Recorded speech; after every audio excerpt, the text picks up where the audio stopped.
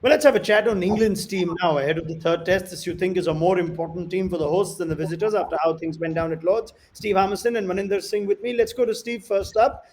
Dom Sibley and Zach Crowley have been axed from this side. Steve, Dawid Malan gets a call back and could play a test match for the first time in 3.5 years. Does he go straight into the 11 for you? Yeah, I think he does. He goes in at number 3. He brings experience, and that's all you can call on at this moment in time. I called for Vince or Milan for the simple fact you've got Milan, Bairstow, Butler, Mo and Ali, and if Sam Curran plays, that would be 5 players who have only had one red ball innings, not in test without the test matches, one red ball innings between them in the English summer. So it just shows you where this England cricket team is at from a preparation point of view. But I think what Milan does is he brings, he's 33-year-old. He's been in the Test arena before. You can call on his experience of first-class cricket to hopefully go in and give a common influence at number 3, because England 1, 2, 3 have been a bit of a shambles in recent past, and I think they hit an all-time low at Lords. Yeah, that seems to be the sentiment from a lot of former England cricketers. Mani VVS Lakshman on our coverage for the last test said it's the weakest England batting team that he's ever seen. From what you've seen in the first couple of tests, will 1 or 2 changes fix that? Oh, yes. I don't think it's going to really fix it up. I think what is really going to fix it up is the mental frame of the English team, because when we spoke about the bouncers, barrage against the faster bowlers of Indian team, it actually showed the mindset of the English boys. And I think that has to change. And if that changes, I think a lot of things can change. Because as far as the talent is concerned, when you're playing for your country, you are talented. There is no doubt about it. So I'm really hoping that this English team fights back, comes back, because they are good cricketers, and it's just a matter of putting it on the ground when you come to the field. Let's talk about the other certain change. Steve, Mark Wood out. Tell us what you know about Saqib Mahmood, and does he get the nod?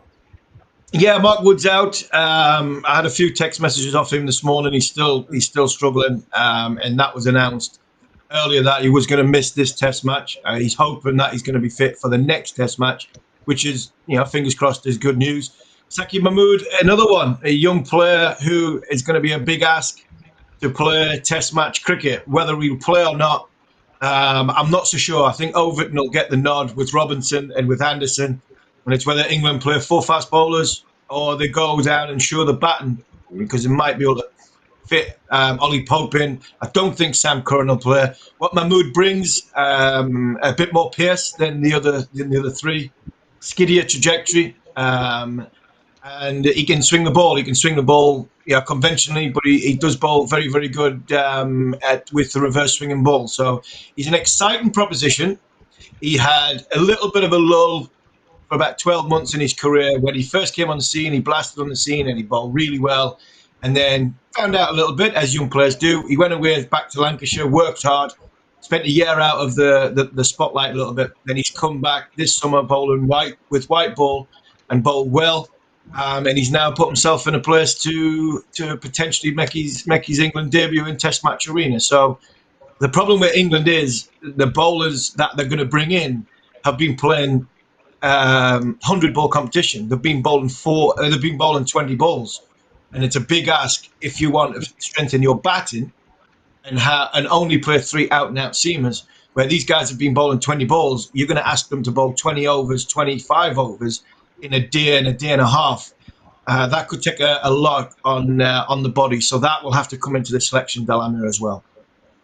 As far as the balance itself goes, Mani, they were rather defensive in the first test, playing an extra batter with Dan Lawrence, batting 6 and Josh Butler 7. Looking at the fragility of the batting, would you want them to go batting heavy again? If you want to win a test match, you've got to have 5 bowlers. And, 5 bowlers, when I say it's Moeen Ali who can give you runs with the bat as well with his experience, he can really count. So I think 4 fast bowlers and a spinner should be the choice for England if they want to win and come back.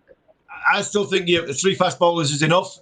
I would potentially bring Pope back in, have him at 5, Bairstow at 6, and Butler at 7, Mo and Ali at 8, and play 3 seamers. But they would have to be durable, have to be the same. So Mahmood would miss out. So it would be Overton, Robinson, and Anderson. Headingley, it'll be a good pitch, a flat pitch, and I think England could go down and pick 3 line bowlers that will hit the deck, nibble it about a bit if it's there on offer.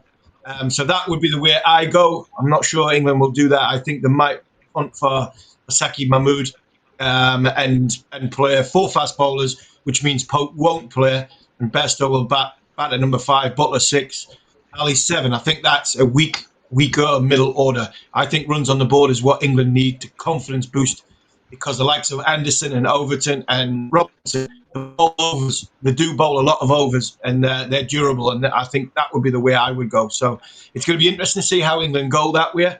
But I think the one thing, we are set fair for 5 decent days weather and a good batting surface at Headingley.